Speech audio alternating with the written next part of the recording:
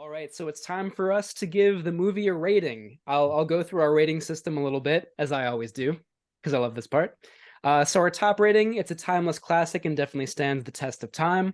Our second rating, there may be some antiquated moments, but overall it's great and stands the test of time. Our third rating, it may be historically significant or just fun, but does not stand the test of time. And our lowest rating, it is not worth revisiting and definitely does not stand the test of time. So yeah, I'll turn it over to you again, Vincent or Frank. Do you want to give your rating? Frank, as our guest of honor. I'm gonna say there may be some antiquated moments, but overall it's great and stands the test of time. I think, like I said, it could use maybe a little more structure. There's a few characters who could be developed a little bit better, but overall, really fascinating movie and definitely very, very interesting, very unique, and very, very worthwhile, very worth watching.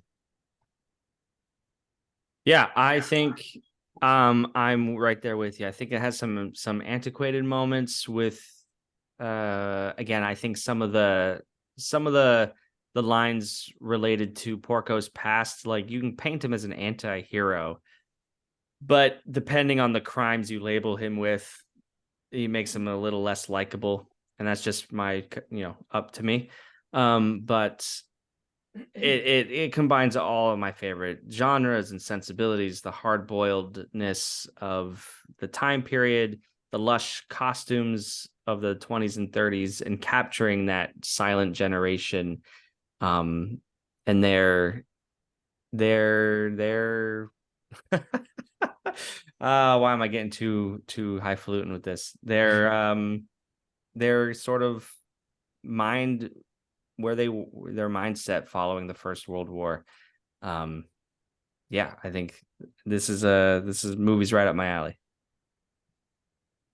Yeah, I definitely agree with you both. I think all of your criticisms are very valid. I think for me, at risk of overrating this movie, I'm going to give it the highest rating. It's a timeless classic. It definitely stands the test of time.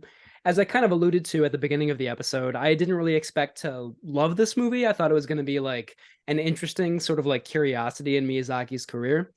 But I would say it's probably, along with Spirited Away, my favorite by his that I've seen. I think, again, those criticisms are all valid, but I think, like, I don't know, I'd rather have something that's sort of like interestingly messy than sort of like cohesive the whole way through, but like maybe a little bit less interesting, especially if it looks as just like beautiful and gorgeous as like every single shot or image in this movie does. Yeah, so despite its flaws, I'm going to give this our highest rating. Awesome. So thank you, all of you, for listening to this episode. Let us know what you think about Miyazaki, what your favorite or least favorite Miyazaki movie is. Thanks for hanging out. If you liked what you heard, please tell a friend, leave a rating and review, and visit campkaijumoviereviews.com, Instagram, or patreon.com/campkaiju for more monster movie content. We cannot thank you enough. Before I forget, Camp Kaiju is sponsored by banditsemporium.com, where you can shop exclusive monster-inspired t-shirts, with part of the proceeds supporting the show. Again, that's banditsemporium.com. Hit the link in our bio. As they say, we sell shirts, and as Camp Kaiju says, thank you again.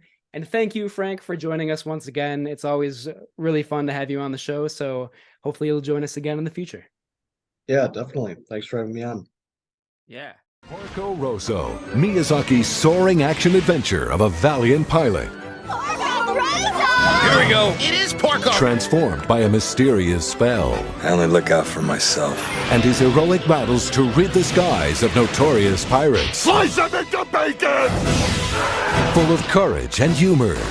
I'll tell everyone you're chicken! Chicken, pig, what's the difference? Take flight with the incredible Porco Rosso.